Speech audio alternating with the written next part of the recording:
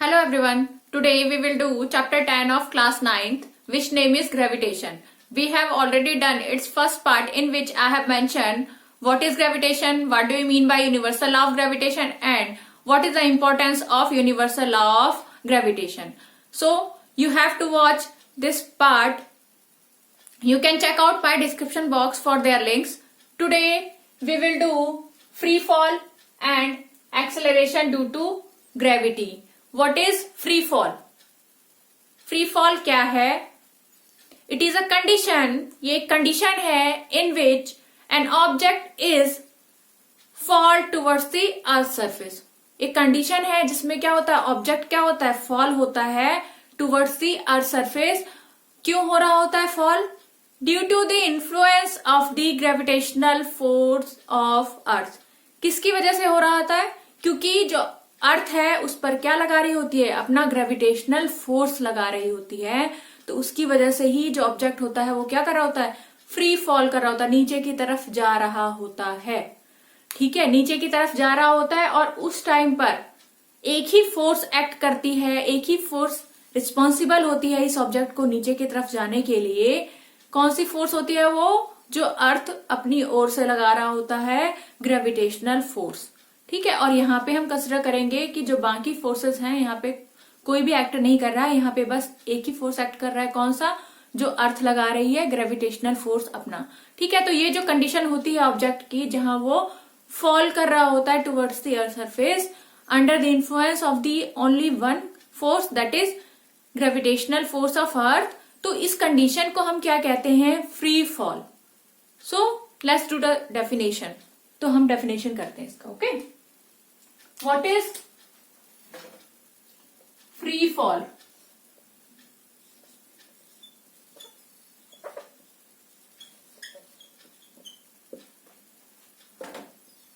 The earth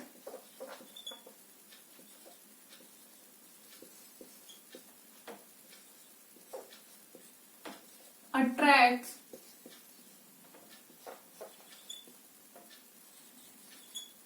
the object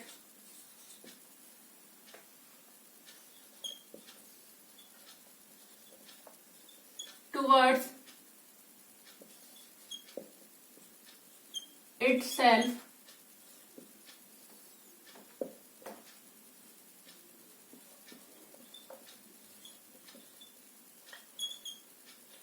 whenever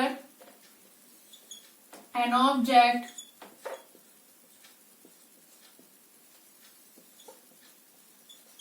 falls towards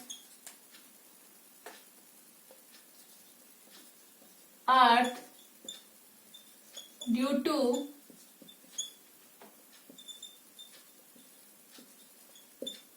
earth's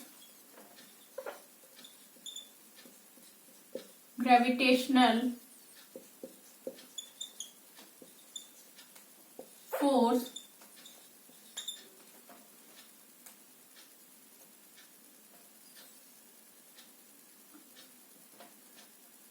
then this force alone acting on the object and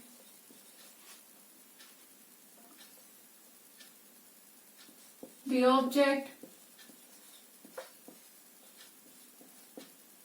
is called free fall. क्या होता है free fall condition में? क्या हुआ, जो अर्थ है वो क्या कर रही है, अट्रैक्ट कर रही है. The earth attracts the object towards itself. कहाँ अट्रैक्ट कर रही है? अपनी ओर, टुवर्ड्स इटसेल्फ.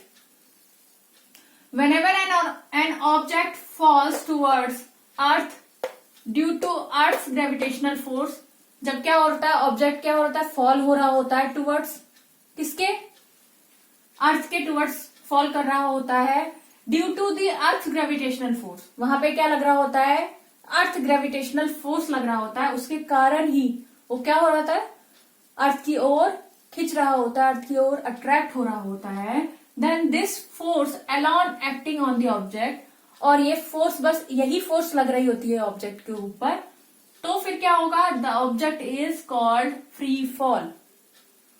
ऑब्जेक्ट क्या कहलाता है, फ्री फॉल कहलाता है उस टाइम पे। ठीक है, या आप लिख सकते हो कि object is said to be free fall. ठीक है, तो ये आपके फ्री फॉल की डेफिनेशन हो गई। अब हम चलते हैं एक्सेलरेशन ड्यू टू ग्रेविटी, जो कि इसी फ्री फॉल पे बेस्ड है कि वो है क्या। ठीक है, what is acceleration due to gravity, तो उसको हम अभी समझेंगे, जो कि इसी फ्री फॉल कॉन्सेप्ट पे बेस्ड है। Okay, acceleration due to gravity means इसके डेफिनेशन क्या होगा, अगर इसके नाम पे हम जाएं तो यहाँ पे क्या बात हो रही है, एक्सेलरेशन की बात हो रही है, और ये एक्सेलरेशन क्या है, ड्यू टू ग्रेविटी। तो इसको हम अंडरस्टैंड करते हैं, ये एक्सेलरेशन जो है ग्रेविटेशनल फोर्स की वजह से लगेगी, तो उसी को हम क्या कहेंगे, एक्सेलरेशन ड्यू टू ग्रेविटी। ठीक है, तो अब हम इसको करेंगे।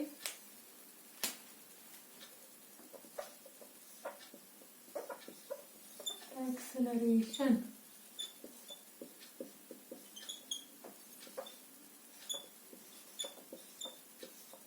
Due to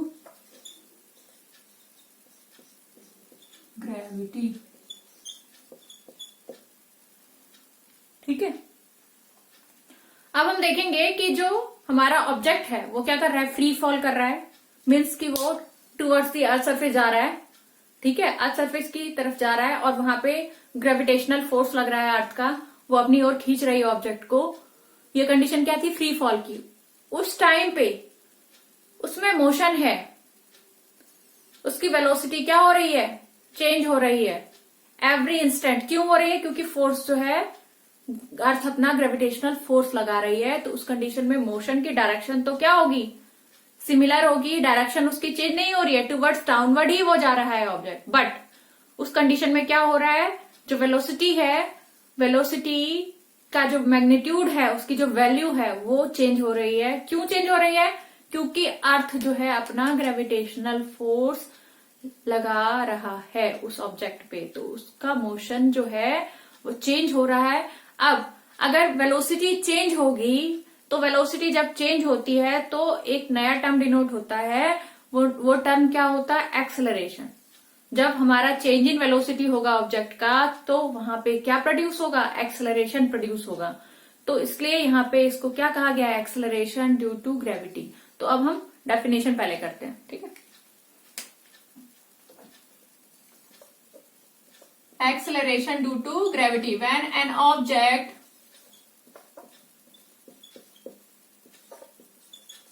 fall towards the earth under the influence of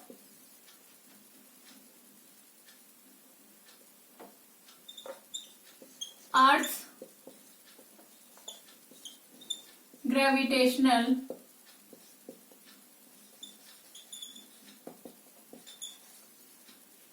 force। Okay, जब क्या होता है, ऑब्जेक्ट जो है फॉल कर रहा होता है under the influence of earth's gravitational force, then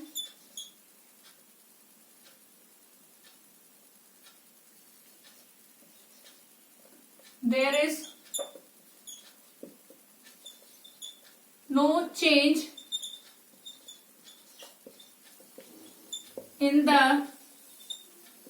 direction of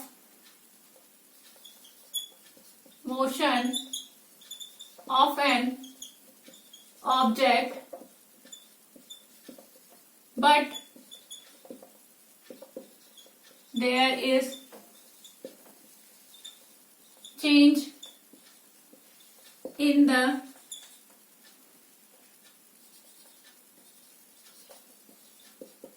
magnitude of the velocity of an object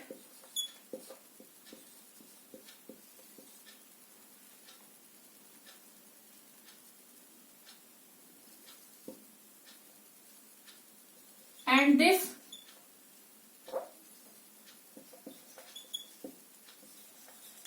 change in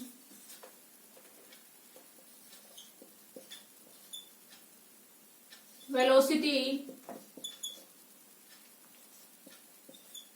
produce acceleration in the object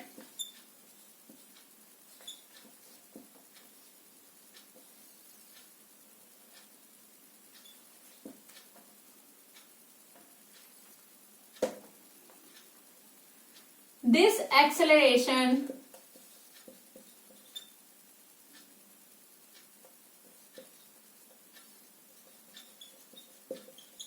is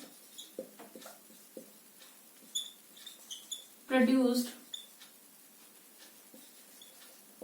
due to gravitational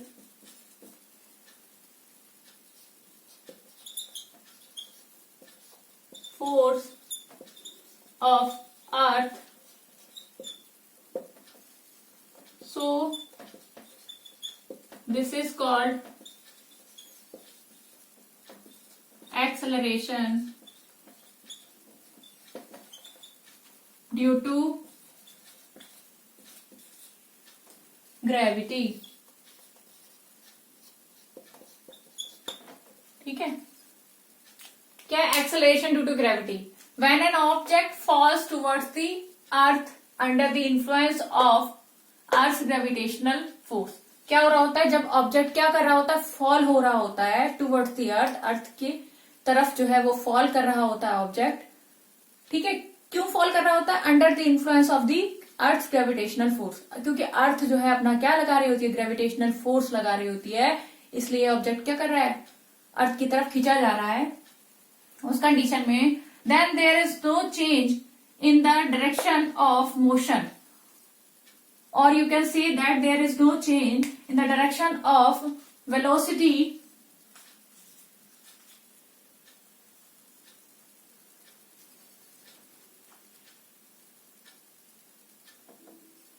motion के साथ साथ आप और वेलोसिटी भी लिख सकते हो. ठीक है, यहाँ पे आप और भी लिख सकते हो ये चीज. Then there is no change in the direction of motion or velocity of an object, but there is change in the magnitude of the velocity of an object. क्या कह रहा है? उस कंडीशन में जब फ्री फॉल हो रहा होता है, उस कंडीशन में जो ऑब्जेक्ट की वेलोसिटी की जो डायरेक्शन है वो क्या हो रही होती है? वो सेम होती है, टुवर्ड्स डाउनवर्ड हो रही है, सेम हो रही है, उसका डायरेक्शन चेंज नहीं हो रहा है. ठीक है, बट लेकिन क्या चेंज हो रहा है?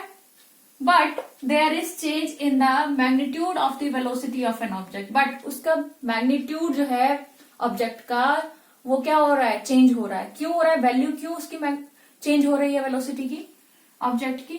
तो this change in velocity produces acceleration in the object, और यही चेंज जो वेलोसिटी में आता है वही क्या प्रोड्यूस करता है? एक्सेलरेशन प्रोड्यूस करता है ऑब्जेक्ट में. और this acceleration is produce due to the gravitational force of earth. ये जो एक्सेलरेशन क्यों प्रोड्यूस हुआ है? क्योंकि अर्थ का ग्रेविटेशनल फोर्स लग रहा है. So this is called acceleration due to gravity. तो ये हमारा क्या कहलाता है? Acceleration due to gravity. तो यहाँ पे हमने दो चीजें देखी, जो डायरेक्शन ऑफ द वेलोसिटी है, डायरेक्शन ऑफ द वेलोसिटी है वो क्या हो रहा है? वो चेंज नहीं हो रहा है. ठीक है, सेम है. दूसरी चीज हमने क्या देखी है? Change in the magnitude. क्या हो रहा है? चेंज इन द मैग्नीट्यूड हो रहा है किसके? वेलोसिटी ऑफ एन ऑब्जेक्ट का. एक्सेलरेशन प्रोड्यूस करने के लिए ऑब्जेक्ट में चेंज इन वेलोसिटी जरूरी है। चेंज इन वेलोसिटी दो ही रीजन से आ सकता है, या तो ऑब्जेक्ट का क्या हो रहा हो, डायरेक्शन चेंज हो रहा हो, या फिर ऑब्जेक्ट का जो वेलोसिटी है उसका मैग्नीट्यूड चेंज हो रहा हो। दोनों में से अगर कुछ भी होगा या दोनों ही होंगे तभी क्या होगा, एक्सेलरेशन प्रोड्यूस होता है ऑब्जेक्ट में। ठीक है, तो अभी हम इसको करते हैं। ये हमारा क्या कहलाता है, एक्सेलरेशन ड्यू टू ग्रेविटी कहलाता है। ठीक है, तो ये आपका एक्सेलरेशन ड्यू टू ग्रेविटी हुआ। अब जब मैं वेलोसिटी की बात कर रही थी तो यहाँ पे क्या हो रहा है, कोई ऑब्जेक्ट है, मान लो सपोज करो एक बॉल है और वो क्या कर रहा है, टूवर्ड्स अर्थ जा रहा है। ये हमारा अर्थ सरफेस हो गया। ठीक है, इस कंडीशन में हम क्या दिखा रहे हैं, जो हमारा बॉल है ये बॉल हो गया और ये हमारा क्या हो गया, अर्थ हो गया। ठीक है, अब क्या हो रहा है, जो हमारा बॉल है वो टूवर्ड्स अर्थ सरफेस जा रहा है, क्योंकि यहाँ पे अर्थ क्या लगा रही है, अपना ग्रेविटेशनल फोर्स लगा रही है।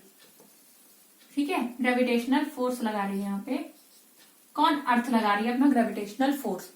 ठीक है, अब क्या हो रहा है, डायरेक्शन ऑफ द वेलोसिटी और direction of the motion of the object तो चेंज नहीं हो रहा। तो एक्सेलरेशन प्रोड्यूस करने के लिए या चेंज इन वेलोसिटी की अगर बात करोगे कि वेलोसिटी में चेंज कैसे आएगा, तो उसमें दो कंडीशन होती है चेंज इन वेलोसिटी की। चेंज इन वेलोसिटी के लिए दो चीजें रिस्पॉन्सिबल है। क्या क्या रिस्पॉन्सिबल है, नंबर 1, या तो क्या हो रहा हो, डायरेक्शन चेंज हो रहा हो ऑब्जेक्ट का। ठीक है, क्या हो रहा हो,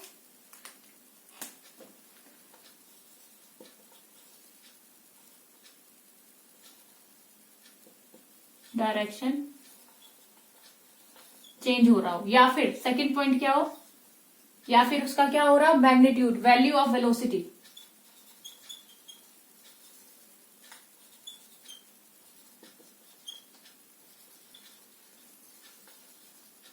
वैल्यू और मैग्नीट्यूड क्या हो, वैल्यू या फिर मैग्नीट्यूड इसका वेलोसिटी का क्या हो रहा हो, चेंज हो रहा हो, या फिर डायरेक्शन उसका जो है चेंज हो रहा हो। डायरेक्शन ऑफ मोशन क्या हो रहा हो, डायरेक्शन ऑफ मोशन। मोशन का जो है डायरेक्शन, जो ऑब्जेक्ट का जो डायरेक्शन है, वो जो किस डायरेक्शन में मोशन कर रही है वो उसका क्या हो रहा हो, चेंज हो रहा हो। या तो या ये हो रहा हो या ये हो रहा हो, या फिर ये दोनों हो रहे हो, तभी क्या होगा, चेंज आएगा वेलोसिटी में। ऑब्जेक्ट के वेलोसिटी में तभी चेंज आती है। इन दो कंडीशन को अगर वो फॉलो करता है या फिर इनमें से एक भी फॉलो करता है। यहाँ पे ये क्या कर रहा है, डायरेक्शन ऑफ मोशन तो सेम है, चेंज नहीं हो रहा। यहाँ पे ये कंडीशन नहीं है, बट यहाँ पे क्या हो रहा है, जो वेलोसिटी है और मैग्नीट्यूड है उनमें से क्या चेंज हो रहा है, वेलोसिटी और मैग्नीट्यूड, मतलब वैल्यू जो है वेलोसिटी की वो क्या हो रही है, चेंज हो रही है। ये कंडीशन यहाँ पे अप्लाई हो रहा है। ठीक है, ये कंडीशन नहीं है, यहाँ पे ये कंडीशन लग रही है, इसलिए क्या आ रहा है, चेंज इन वेलोसिटी हो रहा है। और जब चेंज इन वेलोसिटी होता है तो क्या होता है, एक्सेलरेशन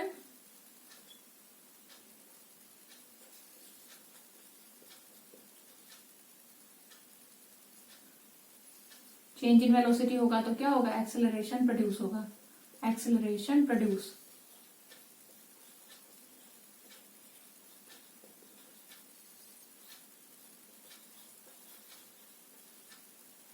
ठीक है, एक्सेलरेशन क्या होगा, प्रोड्यूस होगा। तो यहाँ पे हम सपोज कर रहे हैं कि पहले यू था वेलोसिटी, अब क्या हो रहा है, नीचे की तरफ आ रहा है वो, तो अब यहाँ पे वी हो रहा है वेलोसिटी। नीचे की तरफ क्या हो गया, वेलोसिटी चेंज हो रही है, चेंज इन वेलोसिटी हो रही है। तो हमारा क्या होगा, यहाँ पे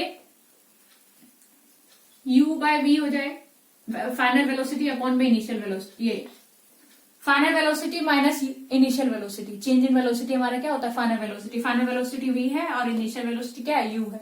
क्योंकि यहां से ऑब्जेक्ट नीचे की तरफ जा रहा है ना, तो इनिशियली क्या था, वेलोसिटी u था, सपोज कर लिया हमने, और जो फाइनल वेलोसिटी था वो क्या था, v। ठीक है, तो इस कंडीशन में क्या हुआ, मेरे पास v माइनस यू मैं लिख सकती हूँ अपॉन में किसी टाइम के रिस्पेक्ट में ही तो ये चेंज आया ना, अपॉन में टाइम, तो ये क्या होता है हमारा एक्सेलरेशन। क्या होता है ये हमारा एक्सेलरेशन, एक्सेलरेशन। ठीक है, तो ये डेफिनेशन को प्रूफ भी कर रहा है।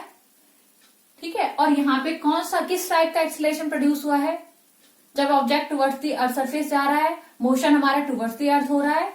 ठीक है, और क्या हो रहा है, एक्सेलरेशन भी जो प्रोड्यूस हो रहा है वो भी किस डायरेक्शन में प्रोड्यूस हो रहा है, जिस डायरेक्शन में चेंज इन वेलोसिटी हो रहा है।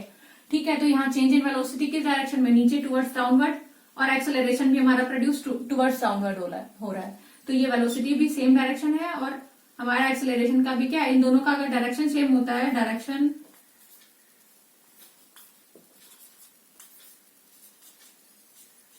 अगर सेम डायरेक्शन होते हैं ये, तो क्या होता है,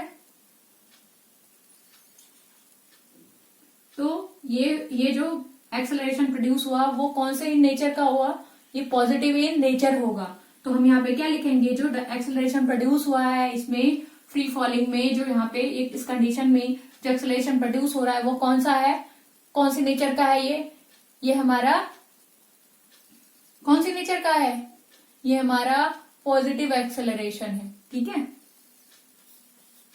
पॉजिटिव एक्सेलरेशन।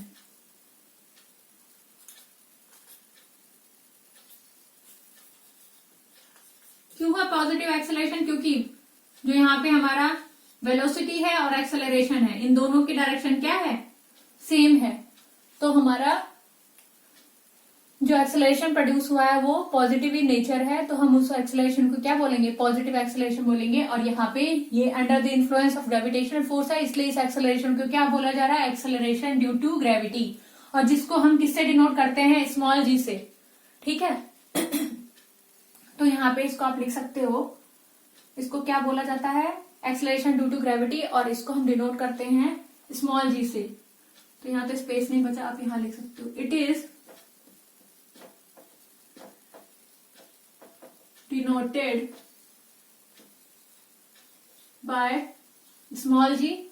और ये एक्सेलरेशन है तो इसका यूनिट क्या होगा, एक्सेलरेशन का जो यूनिट होता है वो क्या होता है, मीटर पर सेकेंड स्क्वायर। तो इसका जो अगर हम यूनिट की बात करेंगे, unit of acceleration due to gravity मतलब स्मॉल जी, तो वो क्या होगा हमारे पास, मीटर पर सेकेंड स्क्वायर। ठीक है, तो यहां हमने एक्सेलरेशन ड्यू टू ग्रेविटी का डेफिनेशन किया है, चेंज इन वेलोसिटी कैसे आया, एक्सेलरेशन क्यों प्रोड्यूस हुआ वो बात की हमने। यहाँ पे हमने उसको डिनोट किससे करते हैं, स्मॉल जी से, और यूनिट क्या है इसका, तो मीटर पर सेकेंड स्क्वायर है, वो हमने यहाँ लिखा है। ठीक है, आई hope you have enjoyed. Okay, अब हम करेंगे कि वैल्यू कैसे निकालें, किसका, ये जो हमने स्मॉल जी निकाली, स्मॉल जी का फॉर्मूला क्या होगा। ठीक है, उसकी बात करेंगे हम। इसके लिए हम देखेंगे कि जो ऑब्जेक्ट है उस पे क्या कर रही है, अर्थ अपना ग्रेविटेशनल फोर्स लगा रही है। ठीक है, तो वो कितना है, वो फोर्स कितना है जितना अर्थ लगा रही है उस ऑब्जेक्ट पे, पहले हम उस फोर्स को निकालेंगे। ठीक है,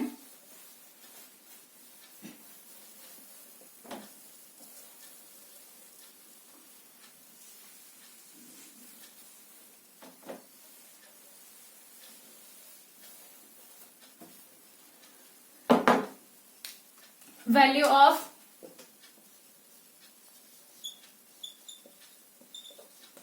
स्मॉल जी, स्मॉल जी हमारे क्या है, एक्सेलरेशन ड्यू टू ग्रेविटी। ठीक है, स्मॉल जी को कैसे निकालेंगे हम, यहां आप लिख लो जिससे आपको याद रहे, एक्सेलरेशन ड्यू टू ग्रेविटी को हम क्या कहेंगे, स्मॉल जी। ठीक है, वैल्यू ऑफ स्मॉल जी कैसे निकालें, तो हम सपोज कर रहे हैं मास, किसी ऑब्जेक्ट का मास क्या है, m है। ठीक है, suppose mass of an object क्या है हमारा, वो एम है। ठीक है, तो अब हम देख रहे हैं कि उस पर ग्रेविटेशनल फोर्स जो अर्थ लगा रही है, तो उस पर कितना फोर्स लग रहा है उस ऑब्जेक्ट पे। ठीक है, तो उस पर हमारा क्या फोर्स लगेगा, फोर्स क्या होता है हमारा, अकॉर्डिंग टू, अगर हम सेकेंड लॉ ऑफ मोशन जाएं, according to second law of motion,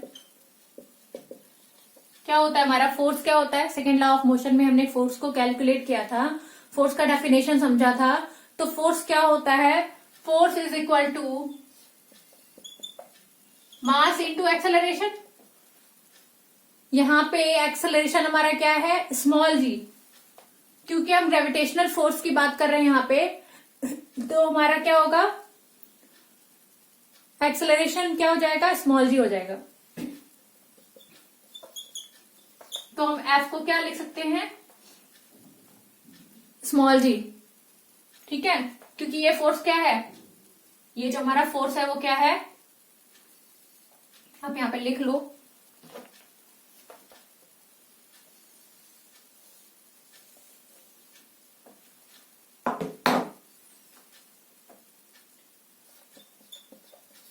force on an object due to gravitational force of अर्थ पे, वो किसकी वजह से लग रहा है, ये जो फोर्स लग रहा है ऑब्जेक्ट पे, वो किसकी वजह से लग रहा है, वो लग रहा है ग्रेविटेशनल फोर्स की वजह से, अर्थ के ग्रेविटेशनल फोर्स की वजह से। तो ये हमारा फोर्स क्या हो जाएगा, एम इंटू एक्सेलरेशन हमारा चेंज हो जाएगा स्मॉल जी में। यहाँ पे small g acceleration due to gravity को शो कर रहा है। ठीक है, एक इक्वेशन हम इसको मान लेते हैं। अब हमने यूनिवर्सल लॉ ऑफ ग्रेविटेशन में पढ़ा था कि फोर्स क्या होता है, उसमें भी हमने फोर्स निकाला था, तो उस फोर्स को इस फोर्स से हम कंपेयर करेंगे। ठीक है, तो हम लिखेंगे according to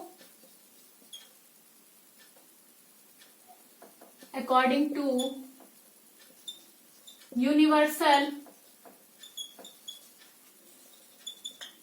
law of gravitation हमने क्या निकाला था, F जो है क्या है, F is directly proportional to the product of their masses and inversely proportional to the square of the distance between them, हमने निकाला था।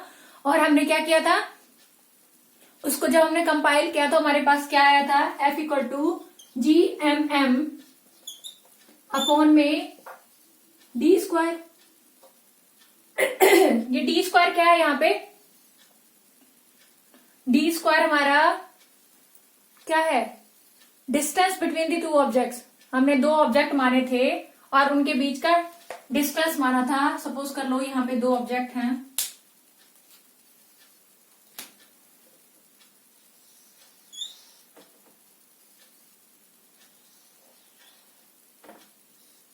और उनके बीच का हमने क्या माना था, ये डिस्टेंस माना था। ये अर्थ मान लो, ये अर्थ है और ये कोई स्मॉल ऑब्जेक्ट है, और ये अर्थ हो गया। ठीक है, तो ये स्मॉल एम इसका मास था और इसका कैपिटल एम मास था अर्थ का। ठीक है,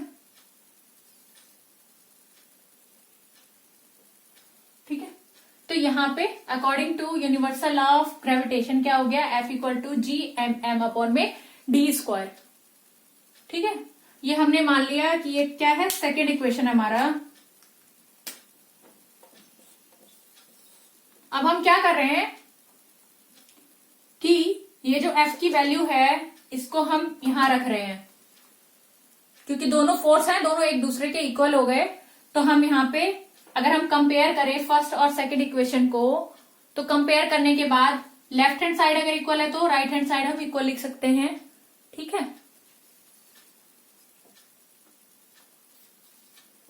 by comparing first and second equation, तो हमारे पास क्या आ जाएगा, mg equal to GMM upon में d²। ठीक है, अब यहाँ पे क्या हो रहा है, मास ऑफ द ऑब्जेक्ट इधर भी है और इधर भी मास ऑफ द ऑब्जेक्ट हो गया, तो हमारे पास स्मॉल g क्या हो गया आया,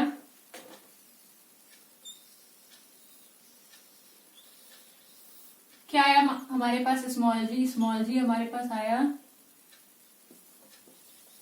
GM अपॉन में d², क्या था ना, तो हमारे पास क्या, ये हमारे पास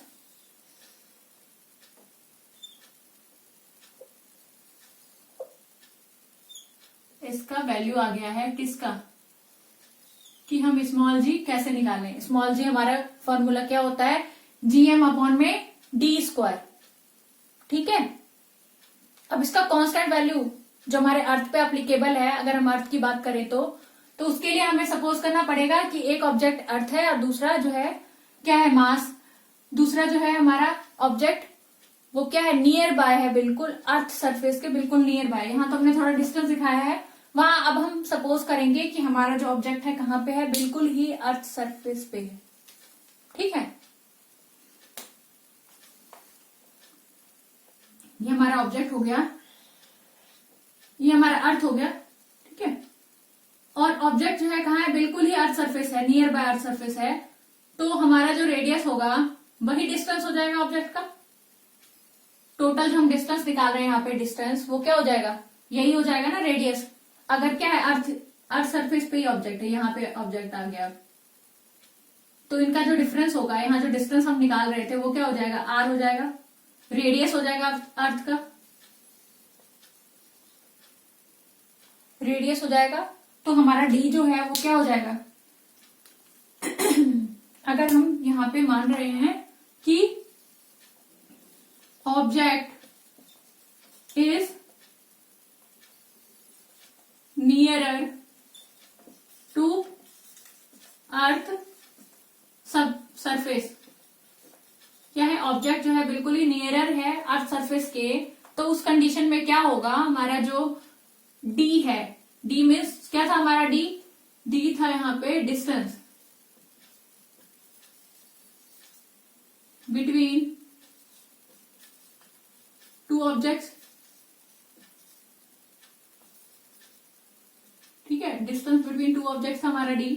अब d हमारा क्या हो जाएगा, इक्वल टू क्या हो जाएगा, रेडियस हो जाएगा, क्योंकि जो हमारा ऑब्जेक्ट है, सेकेंड ऑब्जेक्ट है, वो क्या हो गया, अर्थ सरफेस के बिल्कुल ही नियरर चला गया, तो वो क्या हो जाएगा, d इक्वल टू यहाँ पे r हो जाएगा। ठीक है, तो इस कंडीशन में हमारे पास क्या आया, g equal to GM upon में r² लिख सकते हैं। ठीक है, अब अगर हम यहाँ पे कैपिटल जी, हमने अपने फर्स्ट पार्ट में इसका जो ग्रेविटेशनल का फर्स्ट पार्ट था उसमें हमने कैपिटल जी मतलब ग्रेविटेशनल कांस्टेंट फाइंड आउट किया था। वो एक फिक्स्ड वैल्यू होती है जिसकी वैल्यू क्या होती है, जी की वैल्यू क्या होती है हमारे पास 6.673 इंटू 10⁻, उसको हम राउंड ऑफ कर रहे हैं 6.7 इंटू 10⁻⁻11 न्यूटन मीटर स्क्वायर पर किलोग्राम स्क्वायर। ठीक है, अगर हम यहाँ मास की बात करें, मास किसका है, ये अर्थ का है ना मास, ये अर्थ का मास है यहाँ पे। ठीक है, अर्थ का मास कितना हो गया, अर्थ का मास होता है 6 इंटू 10⁻24, मास है तो किलोग्राम में होगा। ठीक है, रेडियस की अगर हम बात करें यहाँ पे, ठीक है, तो रेडियस की बात करते हैं तो रेडियस क्या होता है इसका 6.4 इंटू 10⁻6 और मीटर में आ जाएगा रेडियस। ये वैल्यू अगर हम यहां पुट करेंगे, ठीक है, तो हमारे पास क्या आएगा जी 6.7 इंटू 10⁻⁻11 न्यूटन मीटर स्क्वायर पर किलोग्राम स्क्वायर इंटू मास की वैल्यू हमने रखी 6 इंटू 10⁻24 kg और रेडियस की वैल्यू हम रखेंगे 6.4 इंटू 10⁻6 मीटर का स्क्वायर। तो अब हमारे पास जो वैल्यू आती है इनको सॉल्व आउट करके वो आती है 9.8 मीटर पर सेकेंड स्क्वायर। ठीक है, ये किसकी वैल्यू है? ये स्मॉल जी की वैल्यू कहाँ पे है? ये जब हम अर्थ की बात कर रहे हैं, जब हम अर्थ सरफेस की बात कर रहे हैं, ये हमारा मास जो था वो किसका था? अर्थ का था। ये रेडियस किसका था? अर्थ का था। ठीक है, मास m जो है हमारा क्या है? वो मास ऑफ अर्थ है। और रेडियस क्या था हमारा? रेडियस r जो हमारा रेडियस ऑफ अर्थ। ठीक है, तो उस कंडीशन में अगर हम यहाँ पे मास मानते हैं अर्थ का है और ये रेडियस जो है वो अर्थ का है, तो जब हम वैल्यू निकालेंगे अर्थ पे स्मॉल जी की वैल्यू क्या आती है? 9.8 मीटर पर सेकेंड स्क्वायर। और ये वैल्यू रख के आपको काफी सारे न्यूमेरिकल्स में ये वैल्यू रखनी पड़ती है सॉल्व आउट करने के लिए, जहां आपको स्मॉल जी की वैल्यू नहीं गिवन होती है। नहीं तो बहुत सारे न्यूमेरिकल्स में आपको क्या होता है? स्मॉल जी की वैल्यू 10 दी होती है, जिससे कि आप इजीली न्यूमेरिकल्स को सॉल्व कर सकते हो। सो today we have learned what is free fall, what do we mean by acceleration due to gravity, and what is the value of small g means acceleration due to gravity का value क्या है। तो उसमें हमने क्या किया? हमने according to second law of motion लिया। सेकेंड लॉ ऑफ मोशन के अकॉर्डिंग जो है हमारा फोर्स क्या है? F equal to ma, but यहाँ पे ग्रेविटेशनल फोर्स लग रहा है, इसलिए जो एक्सेलरेशन प्रोड्यूस हुआ है वो क्या हो जाएगा? Acceleration due to gravity. तो इसलिए यहाँ पे एक्सेलरेशन ड्यू टू ग्रेविटी को हमने स्मॉल जी से दिखाया। तो F इक्वल टू हमारा क्या हो गया? mg, जो क्या है? हमारा सेकेंड लॉ ऑफ मोशन है। अब हम देख रहे हैं कि यूनिवर्सल लॉ हमने किया था, यूनिवर्सल लॉ। तो उसके अकॉर्डिंग क्या हुआ? यूनिवर्सल लॉ ऑफ ग्रेविटेशन में हमने फोर्स पढ़ा, जिसमें क्या था? Force equal to gmm upon में डी स्क्वायर। डी स्क्वायर यहाँ पे क्या था? Distance between the two objects. ठीक है, तो फिर हमने उन दोनों फोर्स को इक्वेशन 1 इक्वेशन 2 मान के उसको कंपेयर किया। तो यहाँ से हमारा मास जो है वो क्या हो गया? अब mass of the object cancel out हो गया क्योंकि सिमिलर था बोथ साइड। फिर हमारे पास यहाँ पे स्मॉल जी की value I, that is gm upon में डी स्क्वायर। ठीक है, यहाँ पे d को हमने r लिखा। क्यों? क्योंकि यहाँ पे हमने सपोज किया जो सेकेंड ऑब्जेक्ट है, जो ऑब्जेक्ट है और जो अर्थ है, ऑब्जेक्ट बिल्कुल ही अर्थ के सरफेस पे आ गया है, तो उनका जो डिफरेंस हो गया वो इक्विवेलेंट हो जाएगा रेडियस ऑफ द अर्थ। ठीक है, तो हमने इसीलिए डी को आर लिखा है। आर क्या है? Radius of the earth. अब यहाँ हमने जब ने वैल्यू रखी कैपिटल जी मास की, अर्थ के मास की और अर्थ के रेडियस की, जब हमने वैल्यूज रखी तो हमारे पास स्मॉल जी की वैल्यू क्या आई है? 9.8 मीटर पर सेकेंड स्क्वायर। ये हमारे पास क्या है? स्मॉल जी का वैल्यू। ठीक, so I hope you have enjoyed all this session of this video. Okay, so bye everyone and wait for the next video. Thank you for watching.